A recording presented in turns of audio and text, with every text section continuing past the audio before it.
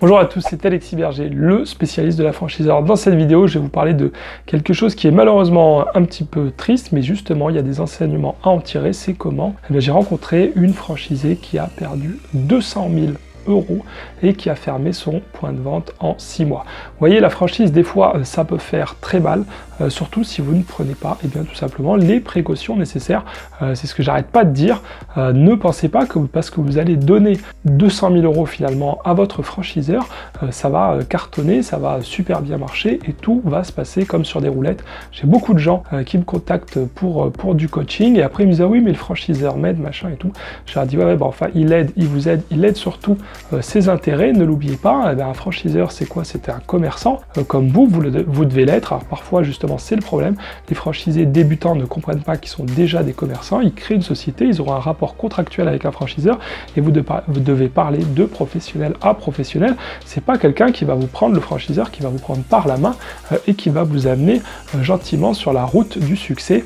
C'est pas du tout comme ça que ça se passe. Ok, il y a des franchiseurs qui le font très bien, des gens très sérieux qui effectivement s'ils voient que vous avez des difficultés, ils vont vous accompagner, mais d'autres franchiseurs, ils vont vraiment se dire, voilà, vous êtes un professionnel, vous devez savoir ce que vous faites, si vous faites n'importe quoi, nous on n'est pas là finalement pour réparer les pots cassés. Donc je vais vous expliquer un petit peu ce qui s'est passé. Cette franchisée, c'est une dame d'un certain âge, elle a 50 ans, elle a été employée toute sa vie, elle a décidé de se lancer dans de la restauration, dans de la restauration rapide, et voilà, elle a établi un business plan avec son expert comptable. Là encore une fois, un expert comptable c'est quelqu'un qui maîtrise des chiffres, qui joue finalement avec les chiffres, en tout cas qui vont vous donner, voilà, effectivement, si vous lui dites, je sais pas, moi je fais 200 000 € de chiffre d'affaires, j'ai 70% de marge brute, 20% de masse salariale, oui, il va vous sortir un prévisionnel, un bilan, mais après, si vous vous mettez que vous allez faire 500 000 € de chiffre d'affaires et que vous en faites que 200, effectivement, le résultat, ça serait une belle catastrophe, et ça, c'est pas lui qui va pouvoir vous aiguiller là-dessus, il faut faire des études de marché,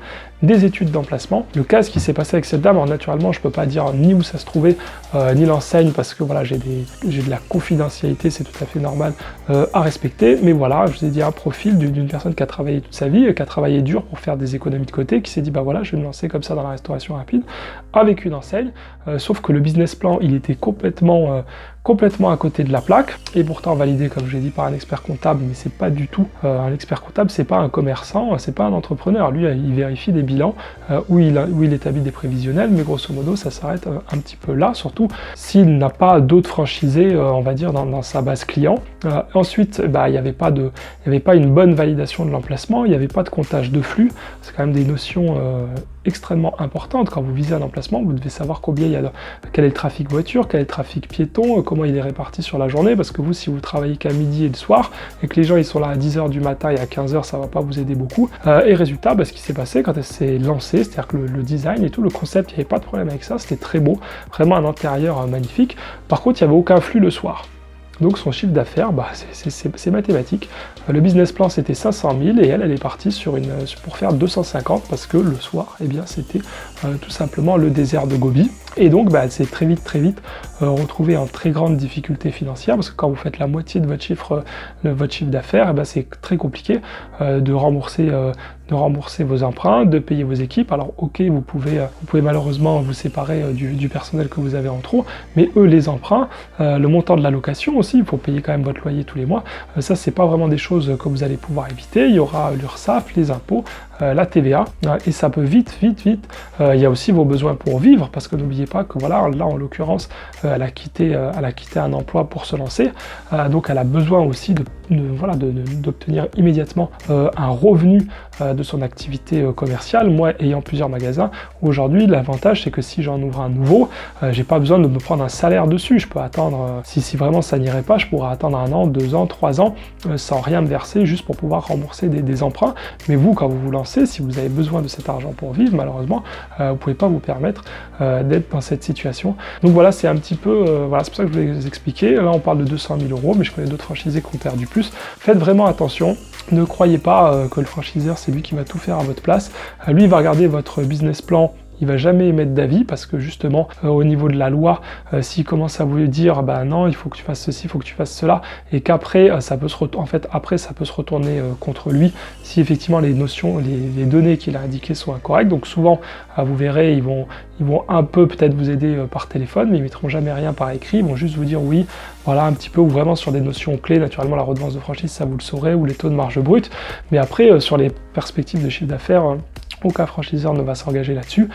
Comme je l'ai dit, derrière il y a des comptages, si vous ne savez pas les faire, que vous n'avez pas vu de... Voilà, dans ma formation j'explique comment moi j'ai fait pour mes magasins, mais si c'est pas quelque chose qui vous intéresse, vous pouvez toujours mandater, il y a des sociétés spécialisées là-dedans qui font des études de marché, qui vont justement vous établir une projection de chiffre d'affaires, mais n'oubliez pas que c'est qu'une projection et que parfois la réalité elle peut en être éloignée. Il faut aussi vérifier que vous ne faites pas arnaquer par l'agent immobilier avec le local est beaucoup trop cher par rapport à la zone et ce que payent vos voisins. Ça, il ne faut pas hésiter à aller voir les voisins et demander un petit peu, souvent les gens ont peur finalement de demander, et je vous promets, surtout si vous vous lancez, vous dites voilà, moi c'est mon projet, c'est d'ouvrir ma société avec cette franchise, mais j'ai peur, voilà, je veux faire attention, vous, est-ce que ça marche bien, vos affaires et tout. Il y a plein de commerçants qui sont très sympas et ils vont quand même vous aiguiller, ils vont pas tous vous dire d'aller vous faire voir, ils pourront vous dire oui, il faut que ce loyer, ou attention, le locataire précédent, il avait déjà des problèmes parce qu'il n'y a pas trop de monde à cet endroit dans la ville, etc., etc. Mais ce que je vous conseille vraiment, c'est deux choses. Soit vraiment vous êtes investi, moi j'ai bien réussi à commencer tout seul et j'ai fait des erreurs, je les ai faites sur le terrain, mais ça ne m'a pas empêché de réussir. Donc vous pouvez ne souscrire aucune formation, ne demander finalement aucune aide et faire le travail vous-même. Ça vous prendra beaucoup de temps et surtout, voilà, mais faites-le.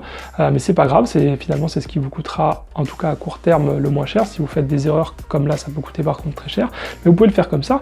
Vous pouvez prendre une formation comme celle que j'ai par exemple justement pour obtenir plus de données, pour pouvoir avoir plus de compétences et éviter les erreurs, ou vous pouvez carrément, là ça coûte encore plus cher, prendre des sociétés, comme je l'ai dit, spécialisées sur ces réseaux-là. Là c'est tout de suite plusieurs milliers d'euros, mais c'est pas grave, et là voilà, ils vont vous faire des études, parce que eux c'est leur métier, ils ne font que ça, s'ils font des études de flux, des études d'implantation pour les enseignes. Il y a quelques grands cabinets en France, de toute façon il n'y en a pas 50. Voilà, au moins vous aurez quelque chose aussi à mettre dans votre dossier bancaire et dans votre dossier de financement. Voilà, je suis désolé de ne pas vous rentrer plus dans le détail, mais sachez voilà que c'était une marque de restauration rapide qui fonctionne, qui font des beaux chiffres ailleurs, sauf que là, voilà, la franchisée malheureusement est partie, l'enseigne n'a pas trop regardé, ils ont validé le business plan, ils ont validé un emplacement qui était pas terrible parce que je pense qu'elle leur a dit qu'il était très bien, et eux ils se sont dit si elle nous dit qu'il est très bien, on va pas venir voir le soir à 20 h s'il y a du monde, parce qu'effectivement sur le service du midi les chiffres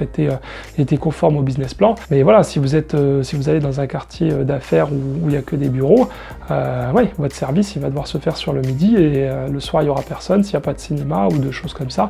Le samedi et le dimanche ça risque aussi d'être très compliqué pour vous. Donc faites vraiment attention, il y a vraiment beaucoup de facteurs à prendre en compte pour entreprendre, et du coup je vous conseille toujours d'être très vigilant. Ça peut être de très belles réussites, mais aussi malheureusement parfois des échecs. Voilà, j'espère que vous avez aimé cette vidéo. Alors c'est pas la plus marrante que j'ai faite, mais voilà, je voulais vous mettre en garde un petit peu, parce que ça fait quand même de la peine de voir quelqu'un qui a perdu autant d'argent. Moi je trouve ça triste, et voilà, moi c'est vrai que j'essaye d'aider les entrepreneurs pour éviter que ce genre de choses arrivent. Bon, après c'est vrai que des fois les gens ils veulent économiser 200 euros, mais si vous en perdez 200 000 c'est vraiment une erreur, comme j'ai dit. Puis même si c'est pas moi, c'est pas grave, j'en ai strictement rien à faire. Ne prenez pas ma formation, ne me prenez pas en coaching, mais c'est pas grave, entourez-vous de professionnels d'autres sociétés. N'allez pas mettre autant d'argent sur la table sans être sûr préalablement d'un certain nombre de points qui sont extrêmement important pour la réussite de votre commerce et aussi finalement de votre vie, parce que n'oubliez pas qu'après là elle s'est déclarée du coup